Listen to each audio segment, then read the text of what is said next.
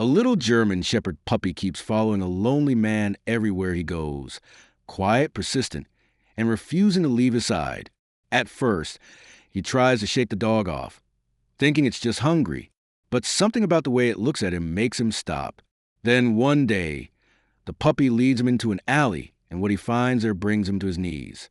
The truth isn't just heartbreaking, it's life-changing. Why did this puppy choose him, and what secret has it been trying to share all along? Before we get into the story, comment below where in the world you are watching from today. If you like this story, don't forget to subscribe. Tom Ray has guided his delivery van through the narrow streets of the industrial district, dust kicking up behind the tires. The late afternoon sun casts long shadows between weathered warehouses and metal storage units. His shoulders ache from a long day of lifting boxes, but at least this was his final stop. He pulled up to loading dock 7, put the van in park, and grabbed his clipboard. The manifest showed just one package left, a medium-sized box for Wilson Manufacturing. Tom slid open the van side door and reached for the last package. That's when he noticed it. A scrawny German shepherd puppy watching him from across the street. The dog sat perfectly still next to a chain-link fence, its oversized ears perked forward. Its ribs showed through patchy fur, and one ear flopped over at the tip. "Go on. Get out of here," Tom muttered, moored himself in the dog. He'd seen plenty of strays in this area before. The puppy just tilted its head, studying him.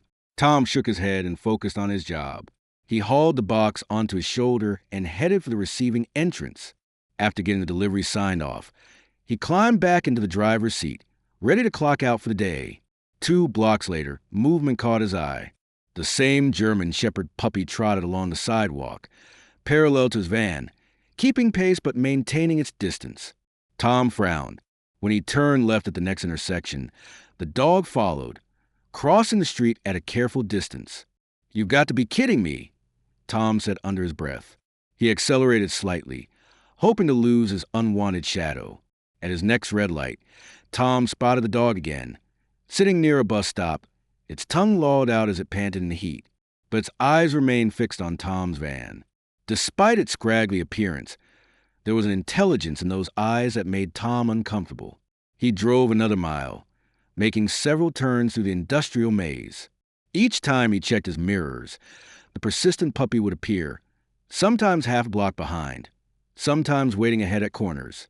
It never came too close, but it never truly disappeared either. The sun had dipped lower, painting the sky in shades of orange and pink. Tom's patience wore thin. At his final turn before hitting the main road, he spotted the dog again.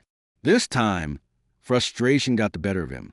He grabbed an empty soda can from his cup holder, rolled down his window, and hurled it toward the puppy. The can clattered against the concrete a few feet from where the dog sat. The puppy flinched hard, tucking its tail and cowering against a wall. But it didn't run away. Instead, it stayed there, trembling slightly, those eyes still watching Tom's van. Something twisted in Tom's gut, a flicker of shame at his outburst. He pushed the feeling aside and pulled onto Main Road, finally heading home. In his rear-view mirror, the industrial district and its strayed dog faded into the growing darkness. The rest of his drive was blessedly uneventful. Tom parked his van in its usual spot behind his apartment building.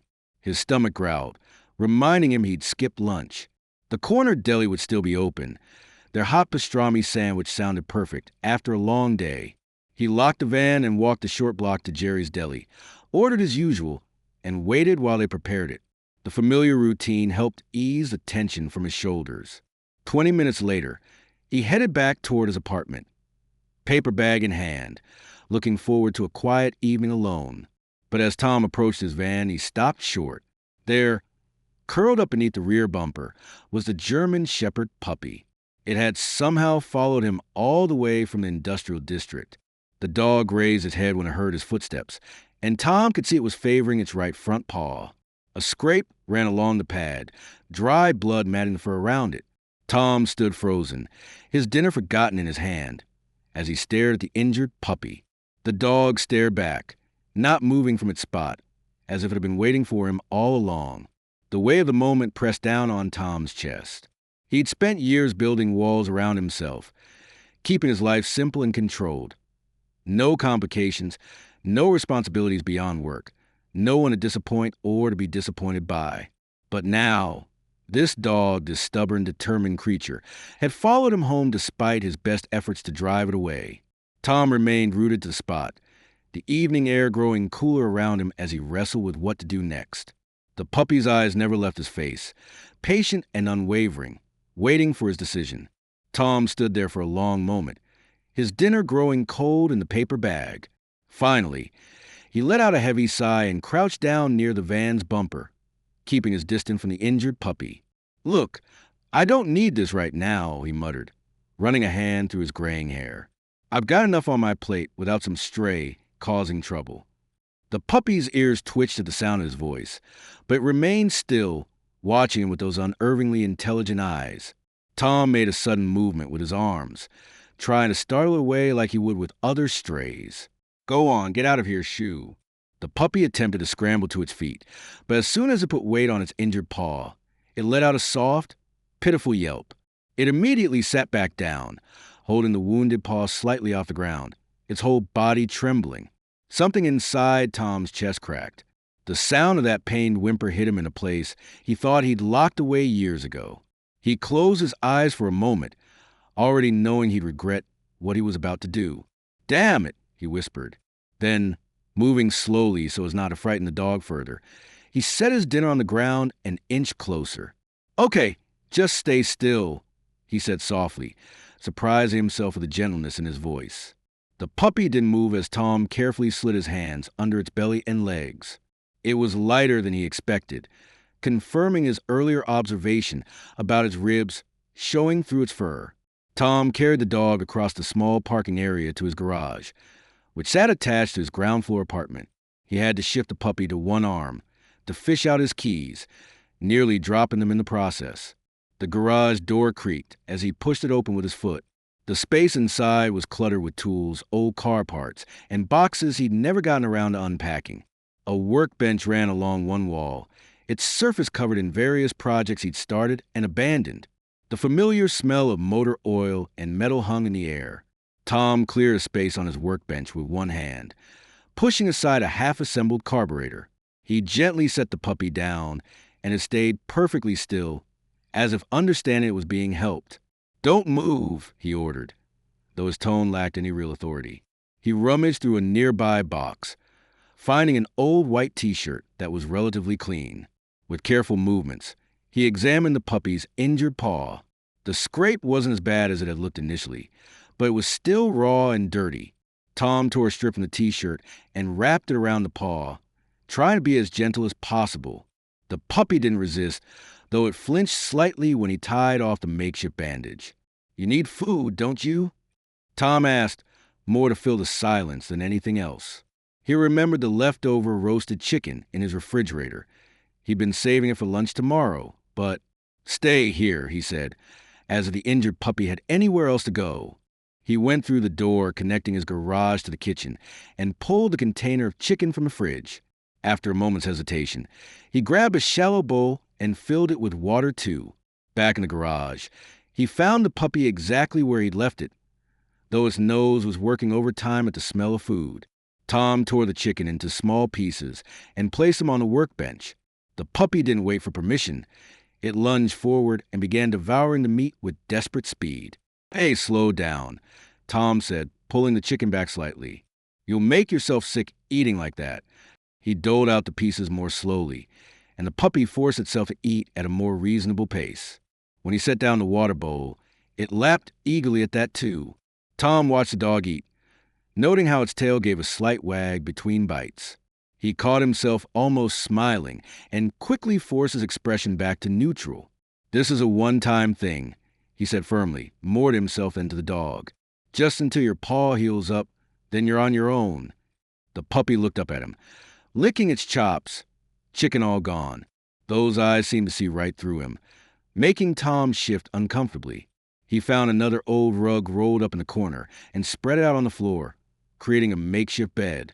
The puppy needed no encouragement. It carefully climbed down from the workbench, using Tom's arm as a ramp, much to his surprise, and curled up on a rug. Right. Well, Tom straightened up, brushing dog hair from his shirt. That's that, then. He walked to the garage door, glancing back one more time at the small bundle of fur on the rug. The puppy had already closed its eyes, apparently feeling safe enough to rest.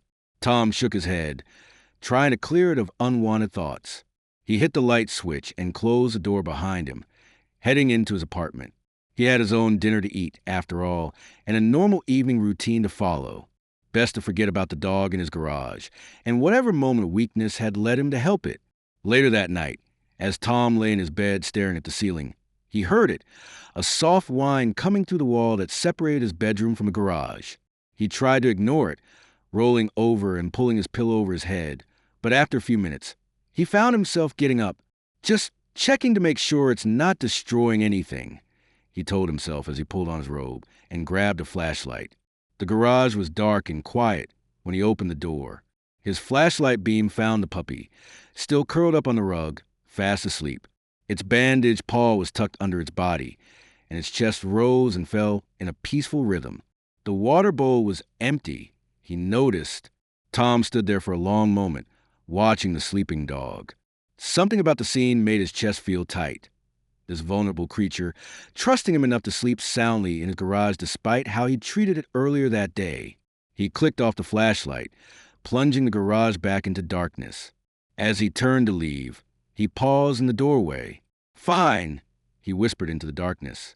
One night, the next morning arrived with its usual gray light filtering through the garage's small window. Tom pulled on his work jacket and grabbed his keys, mentally running through his delivery schedule for the day. He'd almost forgotten about his temporary guest until he opened the garage door and was greeted by an enthusiastic bark. The German Shepherd puppy was already up, its tail wagging so hard its whole body wiggled. Tom noticed it was still favoring its injured paw, but otherwise, it seemed livelier than the night before. "At least you didn't tear the place up," Tom muttered, scanning the garage. Everything was exactly as he'd left it, except for the empty water bowl. He filled it quickly, then grabbed his clipboard from the workbench. "Well, see you around, pup." But as he opened the van's door, the puppy darted past him with surprising speed. Before Tom could react, it had already scrambled onto the passenger seat, leaving muddy paw prints on the worn upholstery. "Hey, no, get out of there." Tom reached across the seat, trying to grab the dog.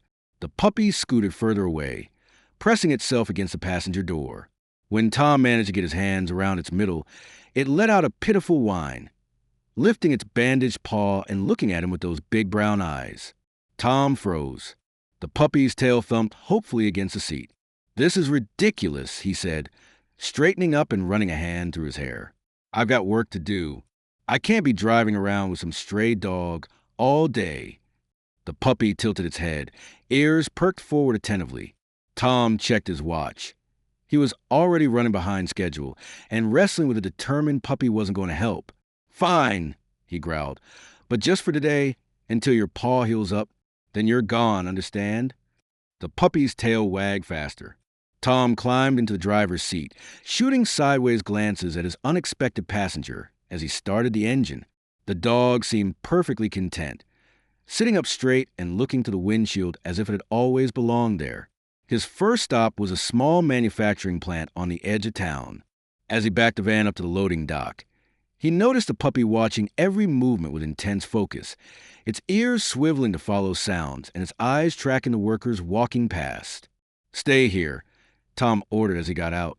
To his surprise, the puppy made no attempt to follow, just shifted position to keep him in sight through the window. As Tom wheeled his dolly toward the receiving office, he heard one of the dock workers call out, "Hey, nice dog." Tom just nodded curtly and hurried inside. But at each stop after that, it was the same thing. People who normally barely acknowledge him beyond signing for their packages were suddenly smiling and waving, pointing at the puppy in his van. "What a cutie. Is that your new partner? Ah, look at those ears." Tom deflected their comments with shrugs and mumbled responses, but he couldn't help noticing how the puppy's presence seemed to soften people's expressions, making them more friendly and talkative than usual. By lunchtime, Tom had fallen into an unexpected routine. At each stop, The puppy would watch him intently until he returned, then greet him with a wagging tail when he climbed back into the van. It was not entirely unpleasant. He pulled into his usual lunch spot, a quiet corner of a park where he could eat in peace. The puppy watched with great interest as he unwrapped his sandwich. "I suppose you want some of this too?" Tom asked, trying to sound annoyed but not quite managing it. The puppy's tail thumped against the seat. Tom broke off a piece of his turkey sandwich and held it out. The puppy took it gently from his fingers, much more carefully than it had eaten the chicken the night before. "You're persistent. I'll give you that," Tom said, breaking off another piece as he watched the dog delicately eating its share. A name suddenly popped into his head. Scout. The puppy looked up at the sound, ears forward. "That's what you are, aren't you?" "A scout. Following me around all day yesterday. Checking me out." Tom wasn't sure where the name had come from, but it felt right somehow. "Is that okay, Scout?" The newly named Scout responded by inching closer, resting its head on Tom's leg. Without thinking, Tom found himself scratching behind those oversized ears. The rest of the afternoon passed quickly. Scout proved to be an attentive passenger, always alert but never disruptive. Tom caught himself talking to the dog between stops, pointing out regular customers or explaining his route. Scout listened with what seemed like genuine interest, head tilted, ears moving to track his voice. When they finally pulled up to Tom's garage that evening, he felt an unfamiliar reluctance to end the day. Scout jumped down from the van as soon as he opened the door, but instead of heading for the garage, the puppy limped purposefully toward his house door. "Hey, the garage is this way," Tom said, pointing. Scout sat down by his front door, tail sweeping the welcome mat. Tom sighed. He should put his foot down, establish boundaries. The garage was one thing, but letting a stray dog into his house? That was crossing a line he wasn't sure he wanted to cross. But as he reached for his house key, Scout looked up at him with those trusting eyes, and Tom felt his resolve crumbling. He pushed the door open, and Scout trotted inside as if it belonged there, circling once before settling down near the entrance. Tom stood in his hallway, keys still in hand, looking at the closed door of his unused guest room. He kept it shut since moving in 2 years ago, not wanting to deal with the empty space or the memories it might stir up. For a moment, he considered opening it, maybe setting up a proper bed for Scout. But no, this was temporary. He reminded himself, just until the pup's paw healed. He turned away from the guest room door and headed to the kitchen to start dinner, pretending not to notice how right it felt to have Scout's watchful presence in his home. 5 days had passed since Scout first jumped into Tom's delivery van, and despite his initial protests, a comfortable routine had settled in. Each morning, Scout would be waiting by the passenger door, tail wagging, ready for another day on the route. The limp was almost gone now, though Tom pretended not to notice, still clinging to his just until the paw heals excuse. That morning, Tom found himself in the pet food aisle of the grocery store before his shift, studying different brands of dog food. He'd been sharing his lunches with Scout all week, but yesterday, Mrs. Chin at the fabric store had lectured him about proper nutrition for growing puppies. "It's temporary," he muttered to himself as he placed a bag in his cart, along with a proper water bowl and a couple of cheap toys, just until the excuse was wearing thin, even to his own ears. Scout's tail thumped against the seat as Tom loaded the supplies into the van. The puppy immediately stuck its nose in the shopping bag, pulling out a squeaky bone with surprising gentleness. Yeah. Don't get too excited," Tom said, unable to hide a small smile as Scout proudly carried the toy to the passenger seat. Still temporary. The morning deliveries went smoothly. Scout had become a familiar sight to many of Tom's regular customers, and some even kept treats in their offices now. Tom pretended to be annoyed by the attention, but he'd started timing his deliveries so certain customers would be available to greet his four-legged partner. Around noon, they pulled into a grimy industrial area on the outskirts of town. Tom checked his clipboard. Just one package for a warehouse that looked like it had seen better days. The delivery instructions specified the rear entrance in the alley. "Stay put," Tom told Scout as he grabbed the box and his dolly. Scout watched attentively through the window, as usual, head tilted in that characteristic way that made the oversized ears look even bigger. The alley was narrow and dark, littered with debris and old pallets. Tom's footsteps echoed between the high walls as he made his way toward the service entrance. He was just setting the box on his dolly when Scout's bark shattered the silence. Tom jumped. This wasn't Scout's usual friendly bark or even the excited yip that meant someone was approaching with treats. This was different, sharp, urgent, almost frantic. "Scout, quiet!" Tom called out, but Scout was already scrambling out of the van's open window. The German Shepherd puppy hit the ground running, racing down the alley past Tom. "Damn it," Tom muttered, leaving his dolly and jogging after the dog. "Scout, get back here." Scout disappeared around a stack of wooden crates piled against the warehouse wall. Tom followed, irritation building. This was exactly why he didn't want a dog. Too unpredictable, too much responsibility, too much. He rounded the crates and stopped dead in his tracks. 2 children were huddled in the narrow space between the crates and the wall. A girl, maybe 9 years old, had her arms wrapped protectively around a smaller boy. The boy, who couldn't have been more than 6, was gripping a rusty screwdriver like it was a lifeline. Both children were dirty, their clothes torn and stained. The girl had a darkening bruise on her cheek, and the boy's arm showed multiple scratches. But it was their eyes that hit Tom hardest, wide, terrified, and far too old for such young faces. Scout stood between Tom and the children, not threatening but clearly protective. The puppy's tail was still, ears alert, watching Tom's every move. Tom slowly raised his hands, taking a step backward. "Hey," he said softly, trying to keep his voice calm despite his pounding heart. "It's okay. I'm not going to hurt you." The girl's arms tightened around her brother. She didn't speak, but her eyes darted past Tom, calculating escape routes. "I'm just a delivery driver," Tom continued, taking another step back. "Are you hungry? I've got a sandwich in my van." No response, but the smaller boy's grip on the screwdriver wavered slightly. "I'll go get it, okay? Stay here with Scout." "Scout, stay." Tom walked backward until he was out of sight, then hurried to his van. His hands shook as he grabbed his lunch bag. What were 2 kids doing hiding in an alley? The bruises, the fear in their eyes. His stomach turned as possibilities raced through his mind. When he returned, Scout had settled down next to the children. The boy was tentatively touching the puppy's fur with his free hand. Tom unwrapped his sandwich and placed it on top of one of the crates, then backed away again. Turkey and cheese. Not very exciting, but it's fresh. The girl watched him for a long moment, then slowly reached for the sandwich. She broke it in half, giving the larger portion to her brother. They ate quickly, like they weren't sure when the food might be taken away. Tom pulled out his phone and stepped around the corner of the crates, keeping his voice low as he dialed. "Yes, I'd like to report," he paused, swallowing hard. "There are 2 children who need help behind the warehouse on Industrial Drive." "No, I want to remain anonymous." "Please hurry." He returned to find the sandwich gone. The girl was whispering something to her brother, too quiet for Tom to hear. Scout's tail thumped gently against the ground.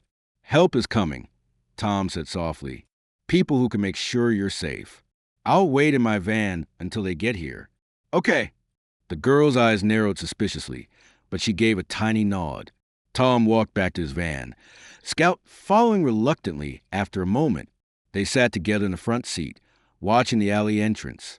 Tom's hand absently stroked Scout's fur, taking comfort in the warm presence beside him. An hour crawled by. Finally, an unmarked car pulled up quietly. 2 women in casual clothes emerged, carrying badges.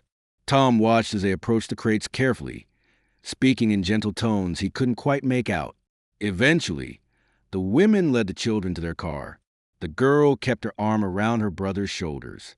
The boy had dropped the screwdriver, but still clutched his sister's shirt with one hand. Just before getting into the car, the girl looked back. Her eyes met Tom's through the van's windshield, a long, unblinking gaze that seemed to pierce right through him. Then they were gone.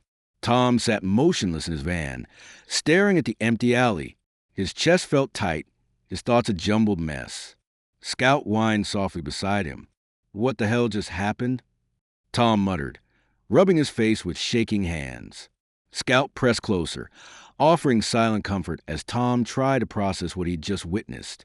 The morning sun filtered through dusty blinds, casting thin stripes of light across Tom's kitchen table. His toast had gone cold, the butter congealing into tiny pools on its surface. He hadn't taken a single bite. Scout lay at his feet, occasionally lifting her head to look at him with concerned brown eyes. Tom couldn't shake the images from yesterday. The girl's protective stance, the little boy's white-knuckled grip on that rusty screwdriver, those haunted eyes that seemed to hold stories no child should have to tell. His stomach churned as he wondered if they'd gotten dinner last night, if they had beds to sleep in, if anyone had bothered to clean and bandage those scratches on the boy's arms. Scout nudged his leg with her nose, letting out a soft whimper. Tom absently reached down to scratch behind her ears, his mind still replaying yesterday's events on an endless loop. "They're fine," he muttered, more to himself than the Scout. "They're with professionals now, people who know what they're doing." But the words rang hollow in his quiet kitchen. He pushed away from the table, leaving the toast untouched. Scout followed him to the sink as he dumped the plate's contents into the garbage disposal. "Come on," he said, grabbing his keys. "We're running late." The morning deliveries passed in a blur. Tom went through the motions, scanning packages, getting signatures, making small talk with regular customers. But his heart wasn't in it. Even Mrs. Chen's attempt to show him pictures of her new grandchild barely registered. Around noon, he found himself taking a detour. The Child Services building was a plain brick structure, nothing special about it except the government seal on the door. Tom slowed the van as they approached, his knuckles white on the steering wheel. Scout's ears perked up immediately. She pressed her nose against the passenger window, tail wagging with sudden interest. Tom's foot hovered over the brake pedal for a moment. What would he even say if he went in? He had no right to ask about the kids. He wasn't family, wasn't anything to them except some random delivery guy who'd found them behind a warehouse. They probably wouldn't tell him anything anyway. His foot moved back to the accelerator, and the building slipped away in his rear-view mirror. Scout whined softly, looking back over her shoulder until the building disappeared from view. "They're fine," Tom said again, but the words felt even emptier than they had that morning. The rest of his shift dragged on. Every child he saw on his route made him do a double take, though none of them were the kids from the alley. When he finally got home, he didn't even bother changing out of his uniform before sitting down at his computer. The search results were frustrating. Page after page about foster care systems, privacy laws protecting minors, confidentiality requirements. Nothing about how to find specific children in the system. Nothing about how to make sure they were okay. Tom rubbed his tired eyes, leaning back in his chair. Scout had settled into her usual evening spot near his feet, but she wasn't sleeping. Her eyes remained fixed on him, alert and watchful. "What am I even doing?" he asked the empty room. Scout's tail thumped once against the floor, but she offered no other answer. The next morning's route included a delivery to the same industrial area. Tom's hands grew clammy on the steering wheel as they approached the warehouse. Scout noticed a change in his demeanor, sitting up straighter in her seat. As they passed the alley entrance, Scout began whining. Not the usual excited sound she made when she spotted something interesting, but the same urgent tone from yesterday. Tom's foot eased off the accelerator before he could stop himself. "They're not there anymore," he said, but he was already pulling over to the curb. The van's door creaked as he stepped out, Scout jumping down after him. The alley looked exactly the same.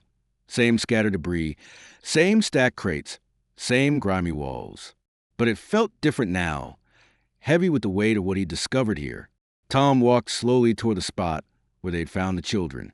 The crates hadn't been moved. The rusty screwdriver still lay where the boy had dropped it, glinting dully in the morning light. "Where'd they send you?" he whispered, his voice barely audible even to himself. Scout sat beside him, pressed against his leg. She wasn't whining anymore, wasn't trying to search the alley. She just stayed there, a warm, solid presence as Tom stared at the empty space where two terrified children had huddled just yesterday. The girl's final look through his windshield flashed through his mind again. There had been something in that gaze, not just fear or suspicion, but something else, something that reminded him of the way he'd felt years ago when he'd watched his own son being driven away. A truck backfired somewhere in the distance, snapping Tom back to the present. He looked down at Scout, who tilted her head questioningly. "Come on," he said roughly, turning away from the crates. "We've got deliveries to make." Scout followed him back to the van, but not before casting one last look at the empty alley. As Tom pulled away from the curb, his mind was already calculating how many more times his route would bring him past the Child Services building this week. The morning sun hadn't fully risen when Tom pulled his phone from his pocket, staring at the number he hadn't dialed in over 2 years. His thumb hovered over the screen as Scout watched from her usual spot on the kitchen floor, head tilted in curiosity. Marcus had left social services 3 years ago, burnt out from the endless parade of heartbreak and red tape.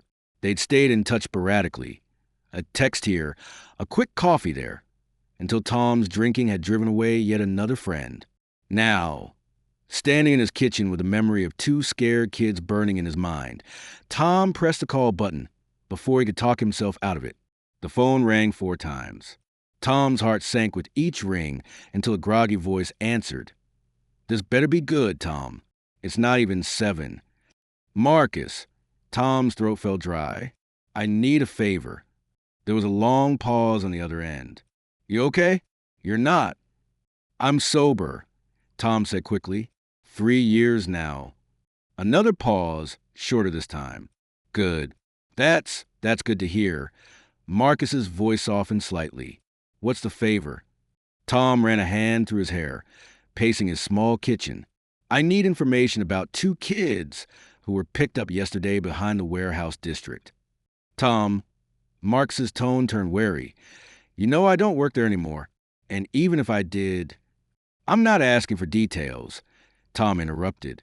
Just the name of their caseworker. That's public information, right? If someone wanted to make a donation or something." Scout padded over to him, sensing his tension. She pressed against his legs as he waited through another lengthy silence. "Why do you care about these particular kids?" Marcus asked carefully. Tom closed his eyes, remembering the little boy's trembling hands. "I found them. Called it in. I need to know they're okay." He heard Marcus sigh, followed by the sound of movement. "Give me an hour. And Tom, don't make me regret this." The next 60 minutes crawled by. Tom tried to eat breakfast, but ended up just pushing cereal around his bowl while Scout watched with concerned eyes. When his phone finally buzzed, he grabbed it so quickly he nearly knocked over his coffee. "Rena Bennett." Marcus's text read, "That's all I can tell you. And I never told you anything." Tom stared at the name until his screen went dark. He looked down at Scout, who wagged her tail hopefully. "Worth a shot, right?" he muttered. The local foster center was a modest building with faded blue trim and a small parking lot that needed repaving.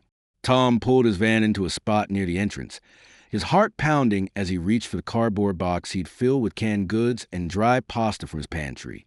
Scout whined when he told her to stay, but she settled back into the passenger seat as he walked toward the entrance. The glass door slid open with a soft hiss, revealing a lobby that smelled of industrial cleaner and old coffee. A tired-looking receptionist glanced up from her computer. "Can I help you?" Tom hefted the box awkwardly. I brought some donations. Food supplies." "That's kind of you." She gestured toward a door marked staff only. "Through there, first office on the left. Miss Bennett handles donations." Tom's steps faltered slightly at the name, but he managed to keep his expression neutral as he pushed through the door. The first office on the left had a nameplate reading R. Bennett and a door that stood halfway open. A woman sat at the desk inside, her dark hair pulled back in a neat bun that didn't quite contain all its curls. She looked up as Tom knocked on the doorframe, her expression professional but guarded. "Miss Bennett, I brought some donations." Tom set the box on a chair.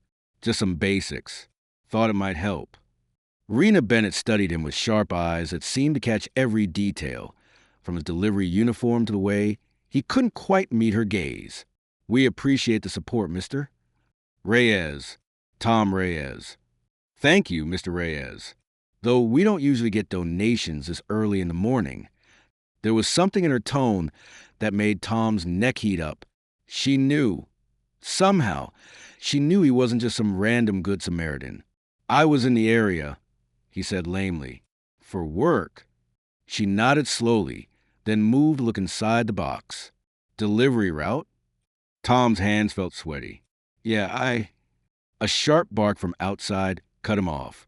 They both turned toward the window, where Scout sat in the passenger seat of his van, nose pressed against the glass. Rena Bennett went very still. Her professional mask slipped for just a moment, revealing something that looked almost like recognition. When she turned back to Tom, her eyes had narrowed slightly. "They asked about the man with the dog," she said quietly. Tom's heart skipped a beat. "Are they okay?" She studied him for another long moment before answering. "They're safe. That's all I can tell you." She paused, then added, "Though, if someone were interested in becoming a registered visitor, there are guidelines available at the front desk." Tom nodded, understanding the careful way she phrased it. "Thank you. For the food bank, I mean." "Of course." She gave him a small, measured smile. "Have a good day, Mr. Reyes." The drive home felt longer than usual.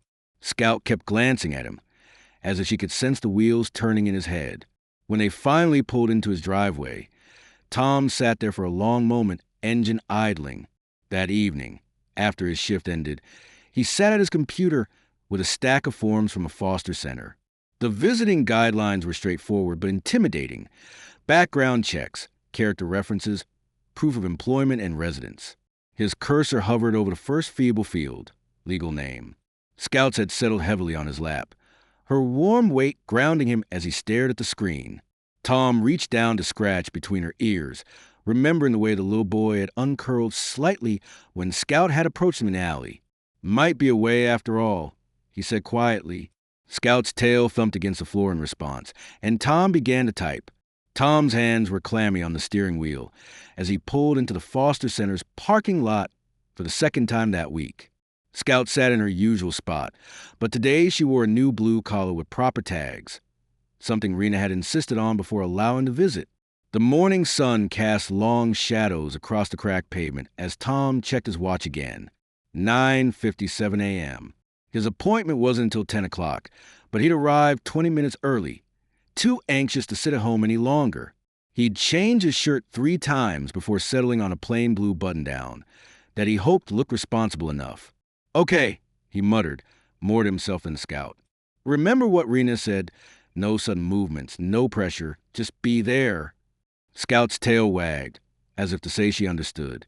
Tom clipped the new Leicester collar and took a deep breath before heading inside.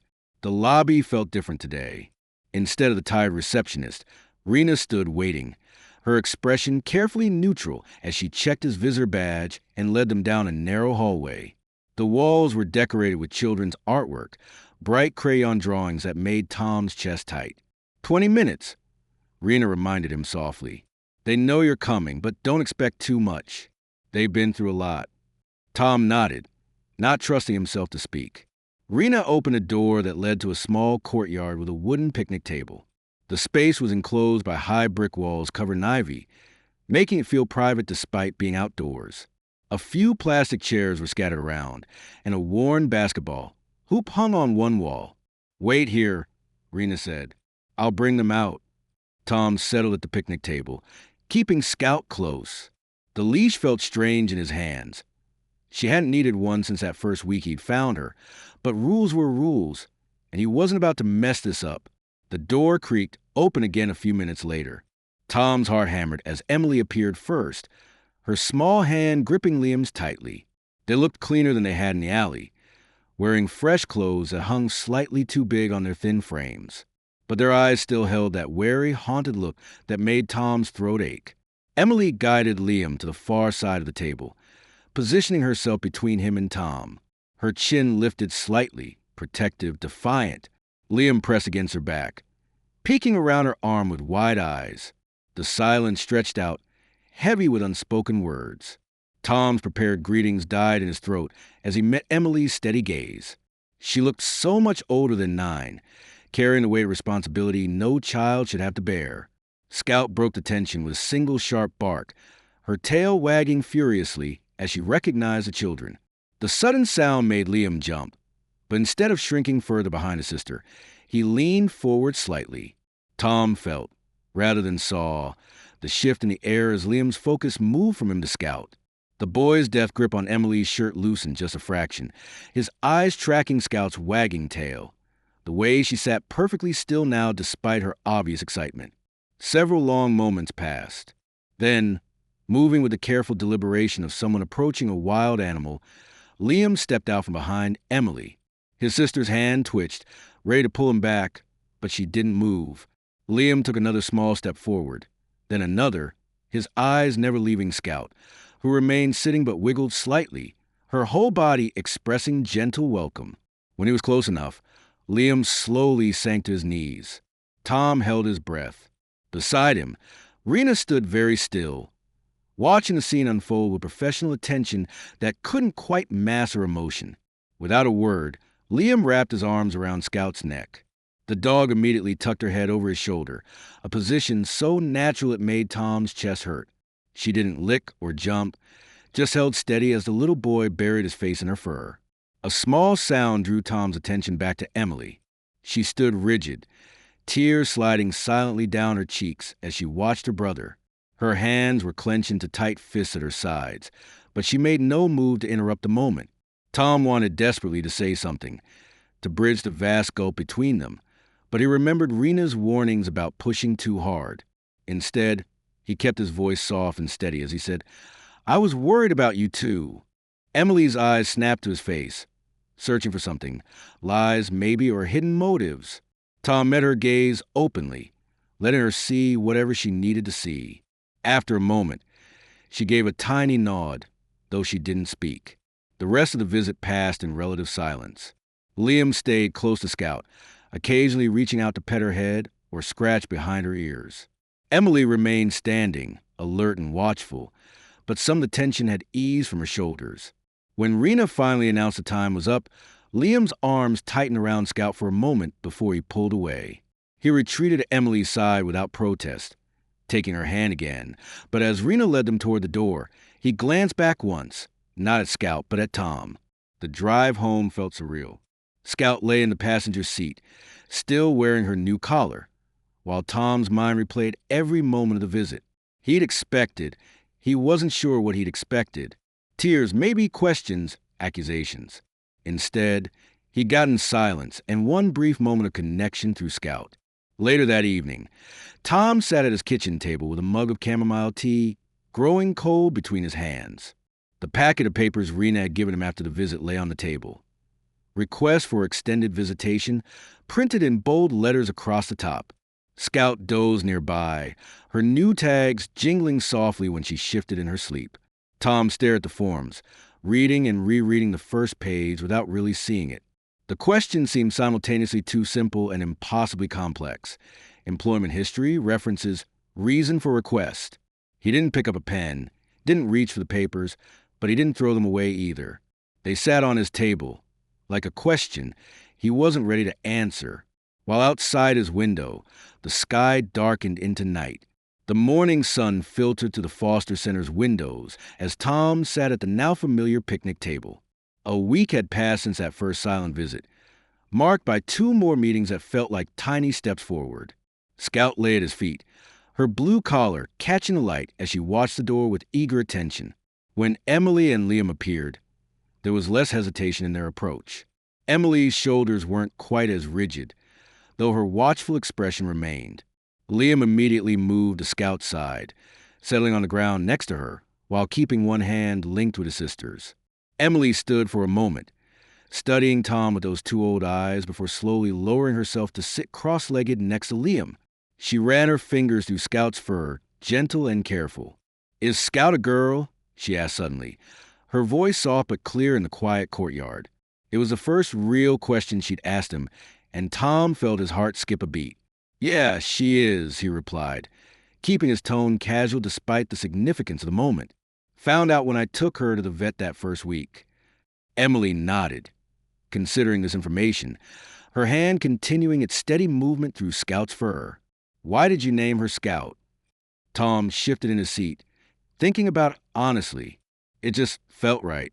She kept following me around on my delivery route before I took her in, watching everything, never giving up like a little scout. This drew a small smile from Emily, the first he'd seen. It transformed her whole face, making her look suddenly, heartbreakingly young. Beside her, Liam pressed closer to Scout, his small fingers tangled in her fur. "Is she yours?" Emily asked, and there was something careful in her tone now, something guarded. Tom shook his head, meeting her eyes. "Not really. She just kind of decided I was hers." He paused, then added softly, "Showed up one day and wouldn't leave, no matter how many times I tried to send her away. Pretty stubborn about it, actually." Emily's smile widened slightly at that, and she ducked her head to hide it. But Tom had seen the way something in her expression had softened at his words. From her position near the door, Rena watched their interaction, her clipboard hung forgotten at her side. The professional mask she usually wore had slipped just enough to reveal a hint of warmth in her eyes. The visit ended too quickly, as they always did. After the kids had gone, Rena gestured for Tom to follow her to her office. It was a small space, cramped with filing cabinets and stacks of paperwork, but somehow still organized. "You're good with them," she said as she settled behind her desk. It wasn't quite praise, more of an observation. "They're responding to you, especially Emily. She hasn't spoken to any other visitors." Tom sat in the chair across from her, feeling suddenly heavy. "There's something you should know," he said quietly, "before this goes any further." Rena's expression shifted back to professional neutrality as she waited. "I have a son," Tom began, the words rough in his throat. "Ben. He's 15 now, lives with his mother in Oregon." He took a deep breath. "I lost custody when he was 8, had a drinking problem. Never hurt him, but I wasn't there, not really. Missed school events, forgot appointments. His mother finally had enough and took him out of state." The silence that followed his confession felt thick. Rena's pen tapped against her desk once, twice. "Have you had any contact with him since then?" she asked finally. Tom shook his head. "Tried calling the first year. He wouldn't talk to me. Can't blame him. I sent birthday cards, Christmas cards. Never get a response. Been sober 7 years now, but..." He trailed off, unable to finish the thought. Rena leaned forward slightly. "Filing for foster care won't be easy," she said, her voice gentle but firm. "Your record will come up. The drinking, the custody loss. It'll all be examined. The review board will want to know what's changed, why they should trust you with vulnerable children now, when you couldn't handle parenthood before." Tom nodded. He had expected as much, but hearing it said aloud still stung. "I know," he said simply. Rena studied him for a long moment. "Think about it carefully," she advised. "These kids have been through enough. They need stability, consistency. Are you sure you're ready for that responsibility?" The question followed Tom home, echoing in his mind as he moved through his evening routine.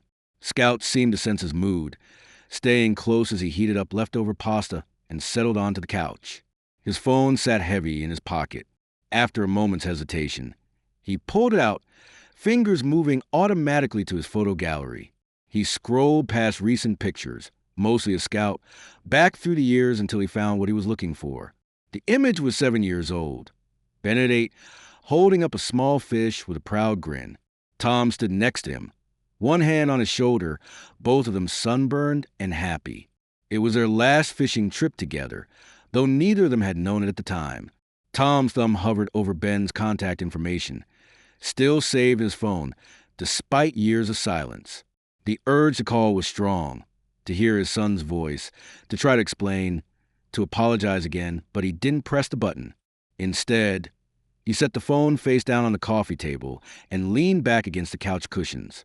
Scout shifted closer, resting her head on his knee. The weight of her was solid, real, grounding him in the present moment. They sat there together in the quiet of the evening while outside, cars passed and streetlights flickered on. The late afternoon sun cast long shadows across Tom's delivery van as he maneuvered through the city streets. His clipboard showed 3 more stops before heading back to the warehouse.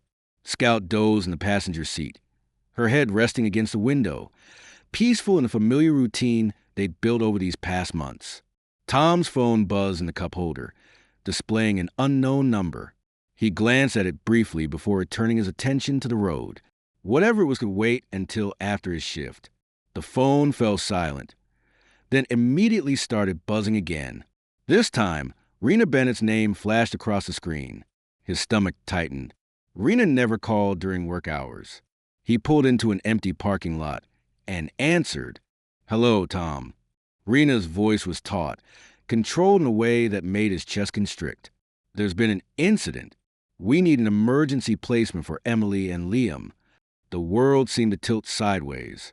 Scout lifted her head, sensing the sudden tension in the van. "What happened?" Tom's voice came out rougher than intended. "Are they okay?" "They're physically safe," Rena said, emphasizing the physically in a way that made Tom's jaw clench. The foster home they were in was raided this afternoon. There were reports of neglect that turned out to be well-founded. Multiple children were removed from the premises. Tom's hands gripped the steering wheel until his knuckles turned white. "Where are they now?" "At the center, but we're in a difficult position. All our emergency placements are full, and the group homes are at capacity." Rena's professional tone cracked slightly. "I've been making calls for the past hour, but they can come to me." Tom interrupted. The words came without hesitation, surprising even himself with their certainty. "Tonight." There was a pause on the other end of the line. "Tom," Rena said carefully, "I know you've been working on the foster care application, but there's a process, legal requirements, background checks that haven't been completed yet." "How long would that take?" Tom asked, already knowing the answer. "Weeks at minimum, maybe months." "And where will they go tonight?" The silence that followed was answer enough. "You said yourself there's nowhere else," Tom pressed. "I have the space. They know me. They trust Scout. We've had supervised visits for weeks now." His voice softened. "They need somewhere safe, Rena. Tonight." He heard papers shuffling, then a heavy sigh. "There's a provision for emergency temporary custody. It's not ideal, but given the circumstances," more shuffling, "I'll need to get it approved by my supervisor, and you'll need to sign a stack of paperwork." "Whatever it takes," Tom said firmly. "Just tell me when and where. I'll bring them by your house around 7. That gives me time to process the emergency paperwork and pack their things." She paused. "Are you sure about this? Once you sign those forms, you're legally responsible for their care and safety, even temporarily. That's a huge commitment." Tom looked at Scout, who watched him with those knowing eyes. "I'm sure." The remaining deliveries passed in a blur. Tom called his supervisor to explain he needed to leave early. "A family emergency," he said. The word family felt strange yet right on his tongue. He drove home faster than usual, Scout sitting alert beside him as if she understood the urgency. At home, Tom moved like a man in a dream, straightening the guest room that had sat empty for so long. He put fresh sheets on the twin beds he bought weeks ago, but hadn't admitted why. He cleared space in the dresser, wiped down the bathroom, checked the kitchen for kid-friendly food options. Scout paced between rooms, her nails clicking against the hardwood floors, pausing occasionally to watch Tom with what seemed like approval. At exactly 7 o'clock, a car pulled into his driveway. Tom's heart hammered against his ribs as he opened the front door. Rena stepped out first, carrying a thick folder of documents. Behind her, Emily emerged slowly, one hand firmly gripping Liam's. They each clutched a plastic garbage bag that presumably contained their belongings. The sight of those bags, clear plastic hastily filled, the kind used for trash, made something in Tom's chest ache. He forced himself to stay still in the doorway, remembering from their visits how they responded better when given space. Scout had no such restraint. She bounded past Tom, tail wagging furiously as she approached the children. Emily's grip on her bag loosened slightly, and the ghost of a smile touched her lips. Liam's face, which had been blank and distant, suddenly focused on the dog. "Let's get inside," Rena suggested, gently guiding them toward the door. "Tom has some papers to sign, and then we can get you two settled." Tom stepped back, allowing them space to enter. The children moved cautiously, taking in their surroundings with the hypervigilance he'd come to recognize. Scout stayed close to them, offering a familiar presence in the new environment. The guest room is down the hall, Tom said softly. Would you like to see it? Emily nodded, her expression guarded but not fearful. They followed him to the room, where Scout immediately jumped onto one of the beds, tail still wagging. And then it happened. Liam, who had been silent during every visit, who hadn't spoken a word since Tom found him in that alley, looked up at her with wide eyes and asked in a small, clear voice, "Can Scout sleep in my room?" Tom felt his throat close up, emotion threatening to overwhelm him. He had to swallow hard before he could answer, and even then his voice cracked as he said, "Of course." The morning arrived with chaos erupting in Tom's usually quiet house. Sunlight streamed through the kitchen windows, illuminating a scene that looked nothing like his normal, orderly routine. A thin trail of smoke rose from the toaster, carrying the acrid smell of burned bread through the air. Tom rushed to yank the blackened slices out, dropping them into the sink with a muttered curse. "Emily, your backpack's ready," he called down the hallway, his voice betraying the strain of someone completely out of their depth. He turned to pour orange juice into plastic cups, but his elbow caught one mid-pour, sending sticky liquid cascading across the counter and onto the floor. Scout watched from her spot near the refrigerator, head tilted in confusion at the unusual morning frenzy. The sound of crying drifted from the kids' room, making Tom's shoulders tense even further. "I can't find them." Liam's voice wavered between sobs. "They're not here." Tom grabbed a dish towel to mop up the juice, then hurried down the hallway. He found Liam sitting on the floor of the bedroom, tears streaming down his face as he clutched an empty shoebox. Emily was already dressed, methodically checking under beds. "What can't you find, buddy?" Tom asked, trying to keep his voice calm, despite the clock ticking loudly in his head. "My shoes," Liam hiccuped. "The blue ones." Tom ran a hand through his hair, scanning the room. "Okay, let's all look together. They have to be somewhere." He dropped to his knees, peering under dressers and behind doors. Emily silently joined the search, her own face pinched with worry for her brother. Scout padded into the room and went straight to the closet, nosing at something in the corner. Tom reached in and pulled out the missing shoes, covered by a fallen jacket. "Here they are," he said, relief flooding his voice. "See, everything's okay." But Liam's tears didn't stop immediately, and Tom realized with a sinking feeling that this wasn't just about shoes. The boy's whole world had been upended again, and a pair of lost shoes was just a breaking point. They barely made it to school on time. Tom watched the children walk to the front doors, Emily holding her brother's hand tight, both of them looking small and uncertain among the crowd of other students. Scout whined from the back seat, clearly unhappy about leaving them behind. Back in the car, Tom pulled out his phone and called his supervisor.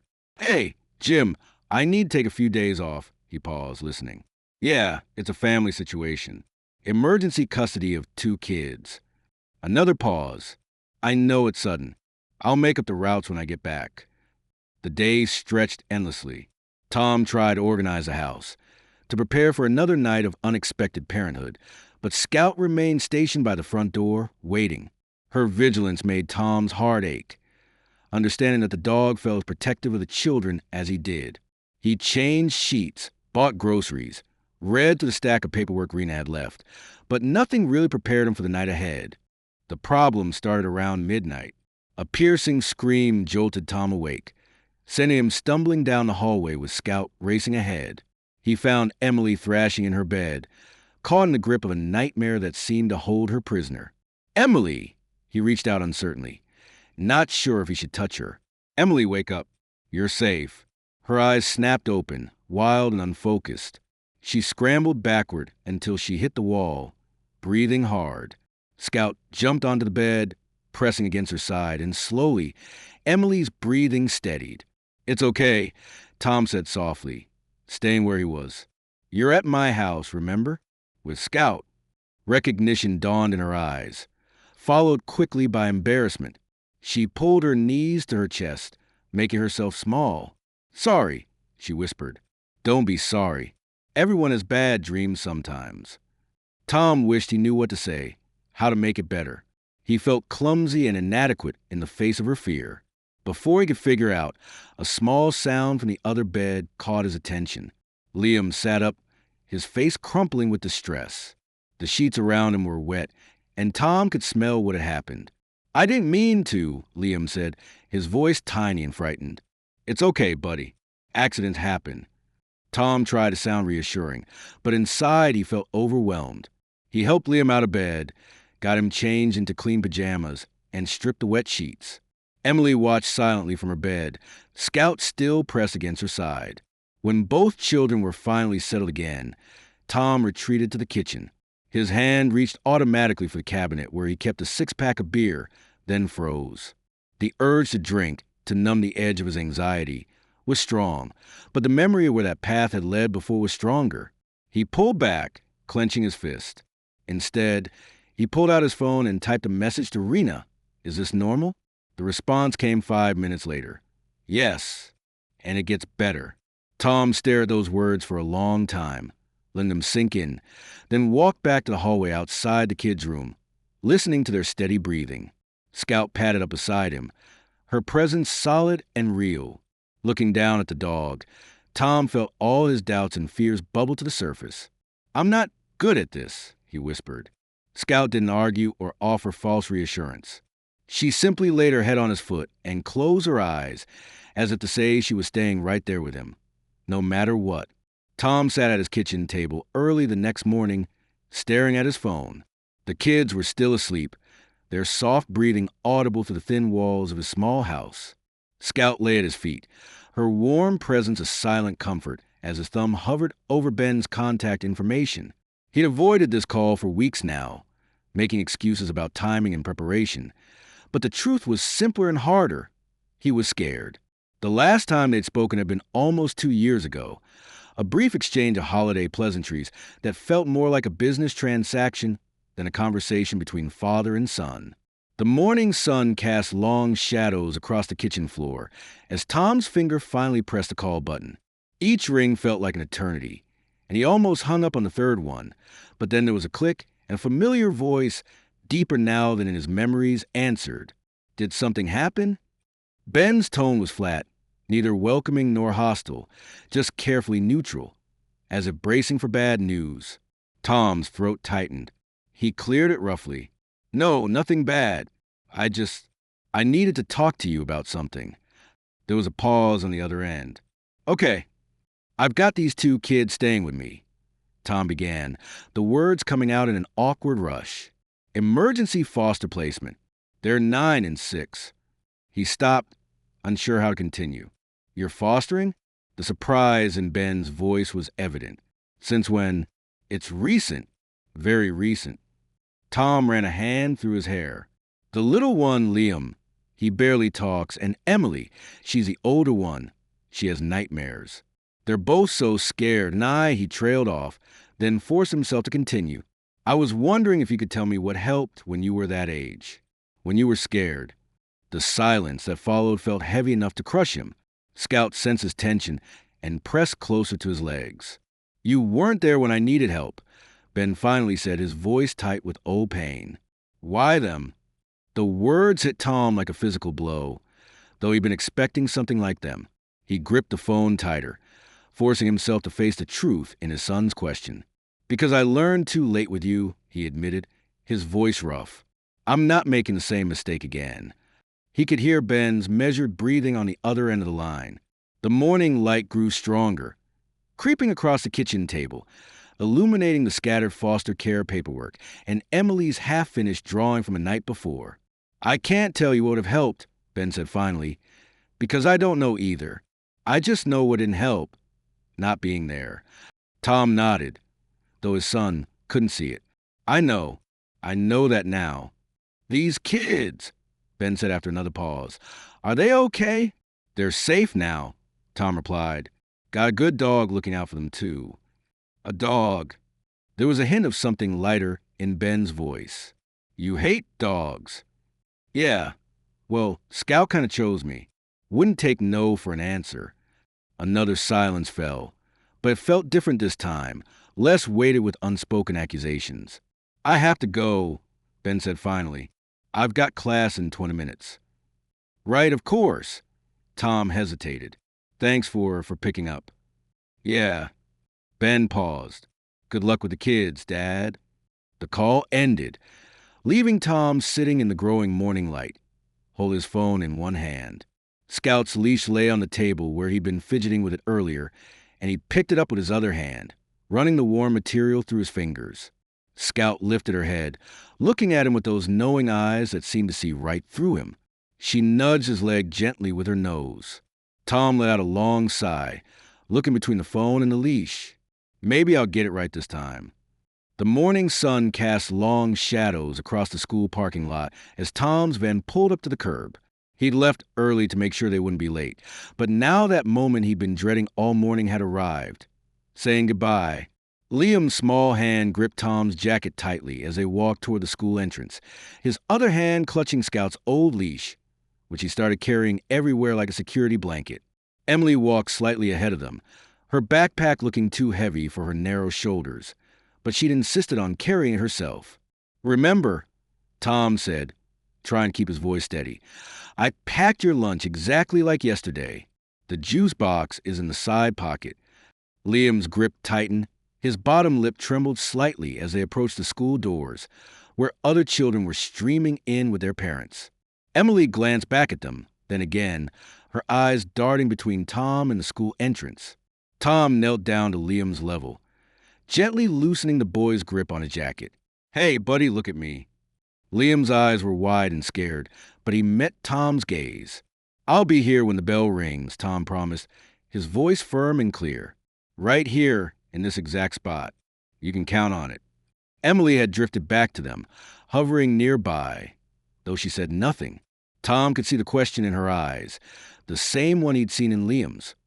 Would he really be there? Both of you, Tom added, looking up at Emily. I promise.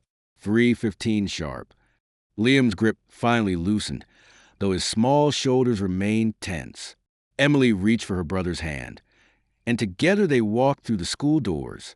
Tom stood watching until they disappeared inside, Scout's leash heavy in his pocket, where Liam had finally let him keep it.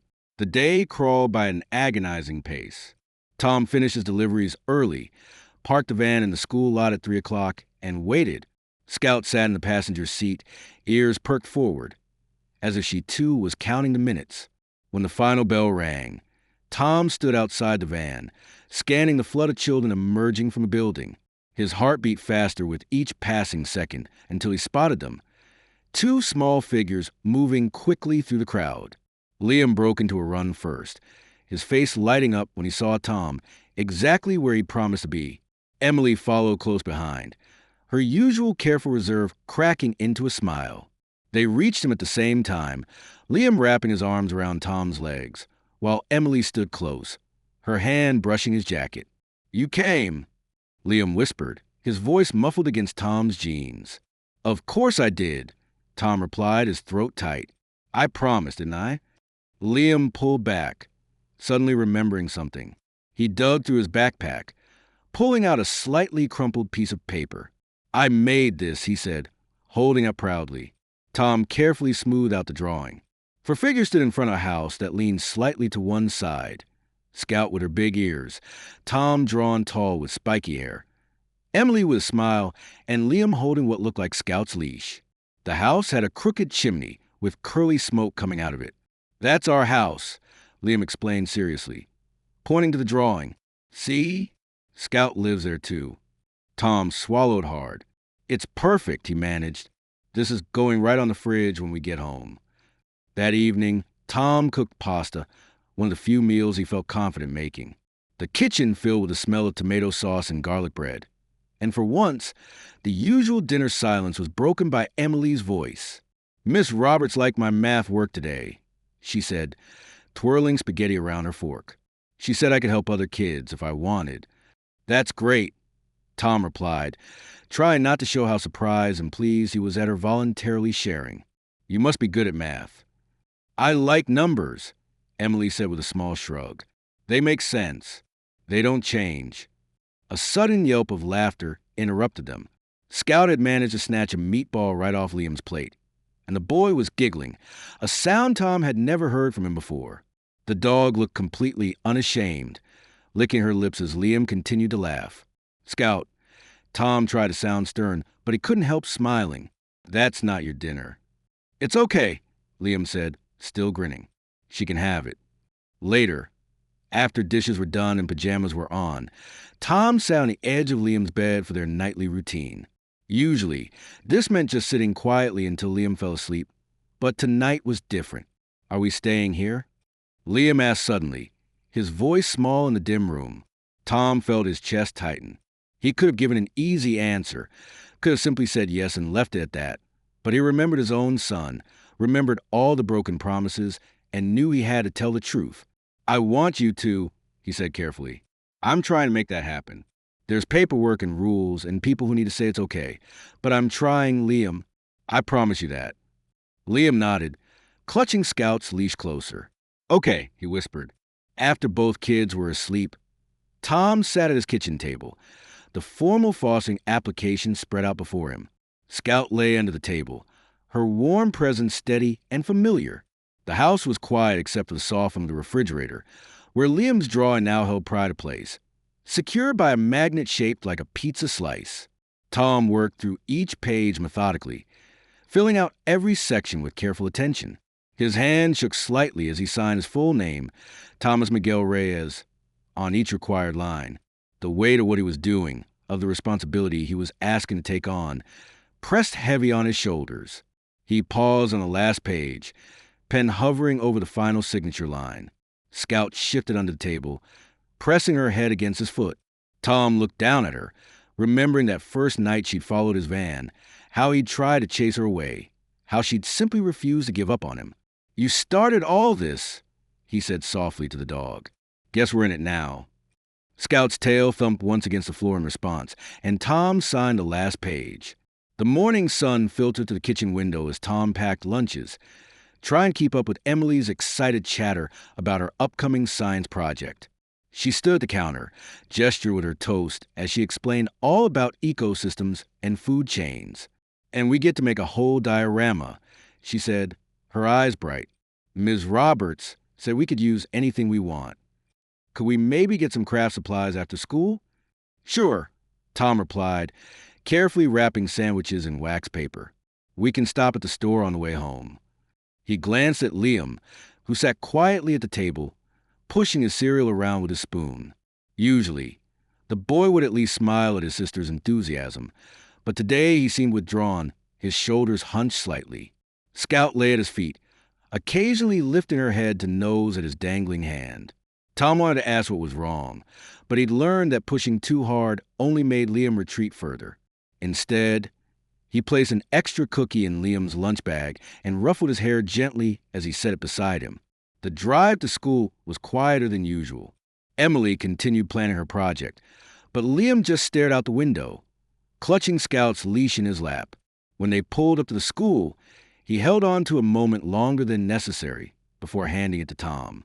I'll be right here when you're done, Tom said, like he did every day, 3:15 sharp. Emily hopped out, but Liam lingered, his hand on the door handle. Promise? He whispered, so quietly Tom almost missed it. Always, Tom assured him. You can count on it. He watched them walk into the building, Emily's backpack bouncing with each step, Liam's feet dragging slightly. Something felt off, but he couldn't put his finger on what. The call came at 1:47 p.m., Mr. Reyes. The school secretary's voice was tense. There's been an incident. Liam didn't return to class after lunch recess. We can't find him anywhere on school grounds. Tom's heart stopped. The phone nearly slipped from his suddenly numb fingers. What do you mean you can't find him? His voice sounded strange in his own ears. We've searched the building, the playground, everywhere.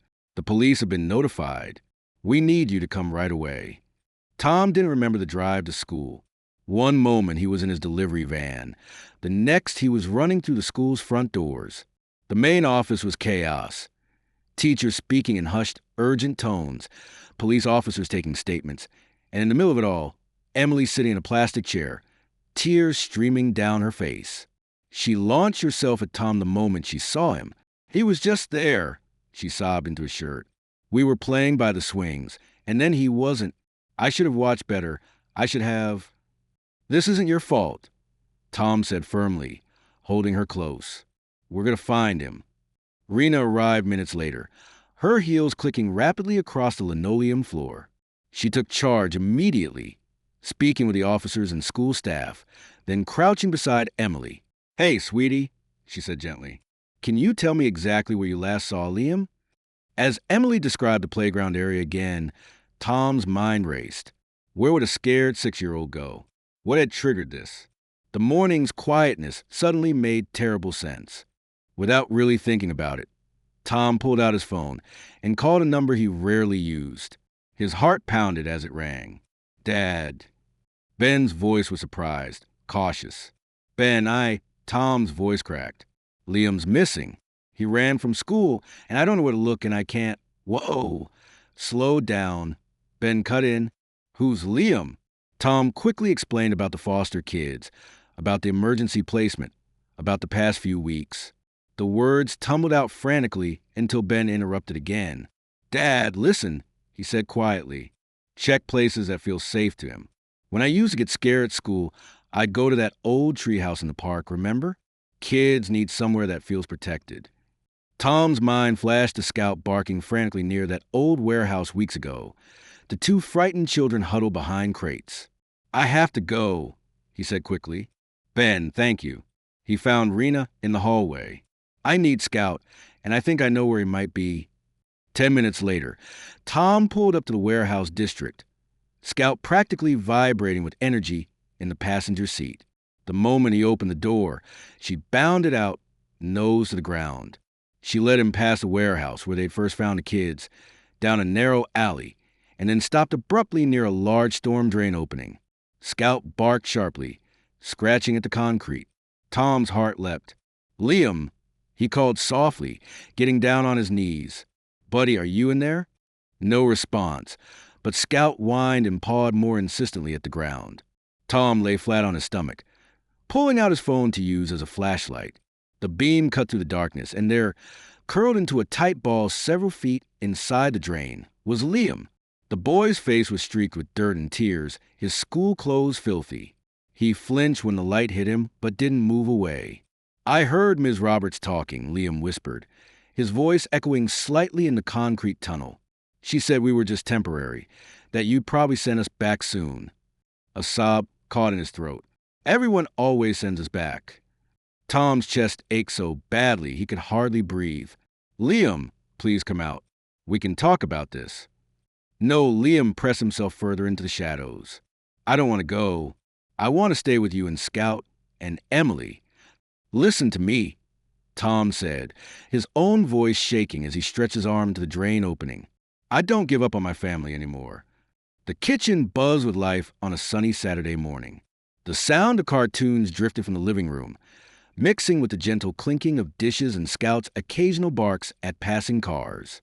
The house had transformed from its former silence into something warm and alive.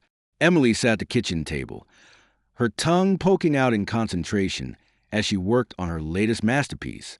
Paint bottles were scattered around her, and her fingers were stained with blues and greens. Liam knelt on a chair nearby, carefully adding another block to his growing Lego tower, which already reached higher than his head. When Tom pushed the front door with grocery bags hanging from both arms, Scout bounded over to greet him, tail wagging furiously. The dog's excitement made Liam giggle as he steadied his swaying tower. Need help? Emily asked, already setting down her paintbrush and wiping her hands on her paint-smeared apron. I've got it, Tom said, but smiled as she grabbed a bag anyway. She'd grown more confident over the past month, more willing to take up space in the house, to make it her own. As they unpacked groceries together, Tom couldn't help but notice how naturally they moved around each other now.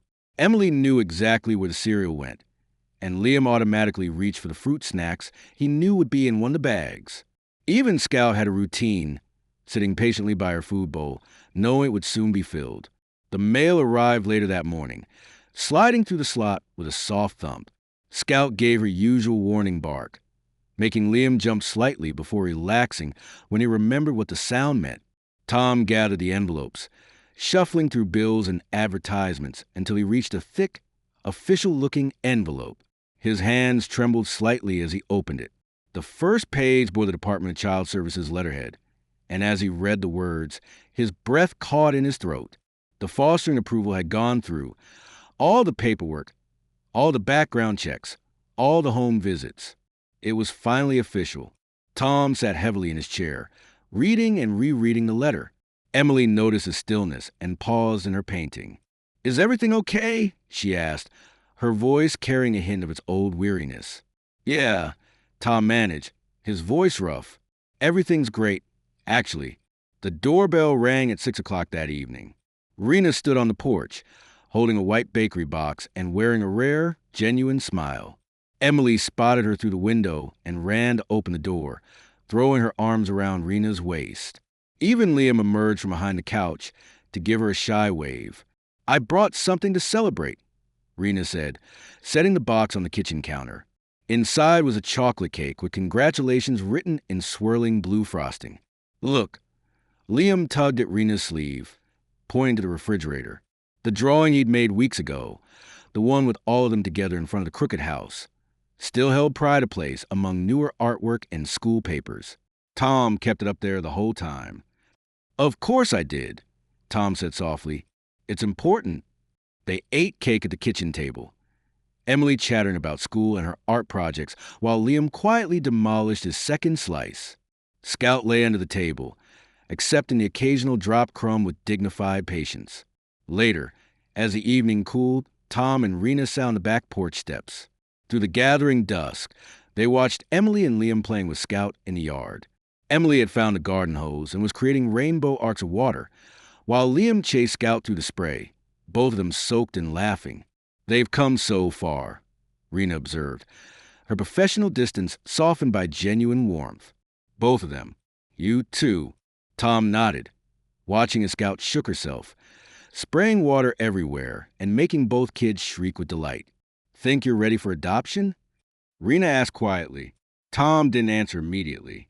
He watched Liam's face, so different from the terrified child they'd found behind those crates, watched Emily directing their play with confidence, no longer afraid to be heard or seen, watched Scout moving between them, always aware, always protecting.